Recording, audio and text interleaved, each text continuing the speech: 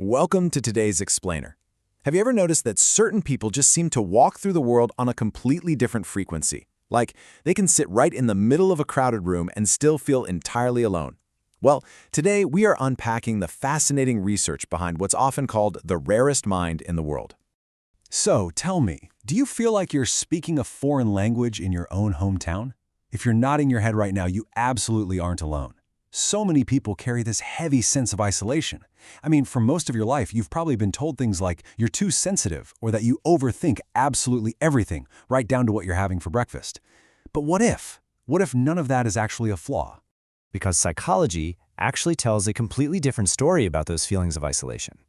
They aren't a defect at all. They're actually evidence of a very specific neuropsychological architecture. And get this, it's found in just 1 to 2% of the entire human population. That is a staggering rarity. Okay, let's dive into the details. We're talking about the INFJ personality type. This is a framework heavily inspired by the pioneering psychologist Carl Jung.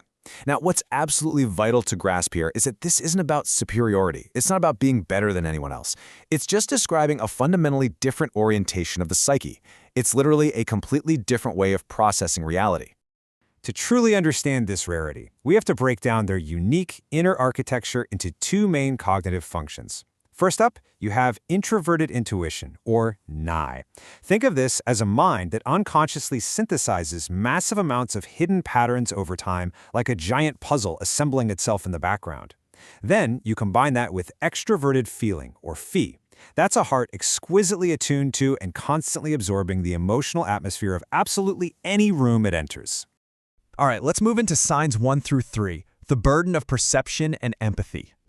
Sign number 1 is all about foresight. Because that introverted intuition is processing hundreds of tiny microsignals so incredibly fast, you often foresee relationship outcomes or project failures months before anyone else does. And it's not pessimism, it's just pattern synthesis. But man, it can leave you feeling a bit like Cassandra from Greek mythology, cursed to see the future, but never believed when you try to warn everybody else. And that leads right into how you handle casual interactions. For this personality type, small talk doesn't just feel boring, it feels like actual suffocation. Discussing the weather for the 5th time today just keeps relationships totally on the surface, and your mind simply wasn't built for the surface. If you use these everyday superficial interactions as a hallway, it's just a functional space to pass through rather than a place to truly sit down and connect. Instead of that hallway, you grave the deep water. You want to talk about the architecture of loneliness, the neuroscience of grief, or the philosophy of meaning. And psychology actually links this hunger to a trait called high openness to experience. So you aren't being antisocial when you check out of a shallow conversation. You are quite literally starved for cognitive depth. So the crucial point for sign number 3 is this really sharp contrast in empathy. Thanks to mirror neurons firing in your brain, you don't just possess ordinary empathy. You don't just understand someone's sadness, you absorb it like a sponge. That grief, it sits in your chest as if it were your own. And the staggering cost of this is that while you're busy calming every storm for everyone else, you are often quietly drowning yourself. Let's look at the next group, signs 4 through 6, the need for depth and meaning. Sign number 4 is what we call the cathedral of thought. You basically live an entire second life inside your head. It's vast, it's ridiculously detailed, and it is endlessly alive. You're rehearsing conversations that haven't even happened yet, constructing incredibly vivid futures. Your mind is always oriented inward and forward, building this truly magnificent psychological cathedral. But, of course, there's a double-edged sword to this trait. While this inner cathedral is the source of profound creativity, constantly escaping into it can make external reality feel completely foreign. When the real world gets too loud or too shallow, you retreat. And if you stay in there too long, well, that beautiful sanctuary can slowly turn into a prison. Which brings us to sign number 5. Meaning is oxygen. Listen, other personality types can totally compartmentalize a meaningless job or endure a shallow routine just as long as their weekends are fun. But for this rare type, purposelessness isn't just boring. It actually manifests as a physical pain, a real heaviness and true existential vertigo. What's really fascinating is how perfectly psychology validates your experience here. The famous psychologist Viktor Frankl called this the will to meaning. He observed it as the absolute deepest human drive. So your idealism, it isn't naive at all. Without a sense of profound purpose, you don't just become unhappy, you become completely hollow. You just aren't built to merely survive. You are built for significance. Moving on to sign number 6, you operate like a psychological X-ray. You can so easily see through the polite lies, the social masks, and the hidden agendas that the rest of society heavily relies on just to keep their daily performances going. You hear the silence between words and you notice the tension in a fake smile instantly. But man, seeing the backstage of human behavior brings a pretty cruel irony.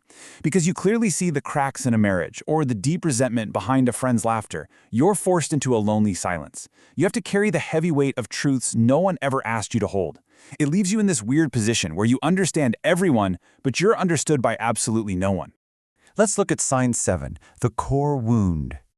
The wound of being perpetually unseen. Just think about it for a second. A lifetime of being told to stop overthinking, to stop daydreaming, to stop being so intense. Every single time you shrank yourself down just to fit in, something quietly broke inside you. You knew they were wrong about who you actually were, but you just didn't have the words to explain it. This wound essentially creates a life defined by waiting. You are constantly waiting for that single moment to be truly, fully seen without having to perform. And this active, exhausting wait shapes all your choices. It's exactly why you fiercely guard your depth, why you carefully test people before ever letting them in, and why you would gladly choose just one true, profound connection over 100 superficial reflections. So, let's wrap this up with our final section, reframing your rare personality. For years, you might have believed you were just a flaw that needed to be fixed. But let's flip the script. The empowering truth is that your rarity is actually a signal of purpose. You simply weren't designed to fit into the world as it currently is. You were designed to see what it could become, to hold space for truths that the rest of the world is often way too afraid to face. So your awareness doesn't need to be turned off. Actually, it can't be, but it does require boundaries. I love this beautiful metaphor. Hold your awareness like a candle. You must learn to see deeply without absorbing completely. Keep your flame bright enough to illuminate the room, but gentle enough so that it doesn't burn the hand that holds it. Let this final validating thought really sink in. Waiting to be seen is not a sign of unworthiness. What you carry inside your mind and your heart is completely extraordinary. And you know what? Extraordinary things simply aren't found on every shelf. Your rarity was never your weakness. It was always your quietest kind of strength. So I want to leave you with this final, provocative question. Knowing that your deep perception, your immense empathy, and your hunger for meaning are actually your greatest gifts, how will you use your quiet strength today? Embrace your true nature, protect your boundaries, and never, ever apologize for the deep water you are meant to swim in. Thank you so much for joining me on this explainer. And hey, keep exploring that incredible inner architecture of yours.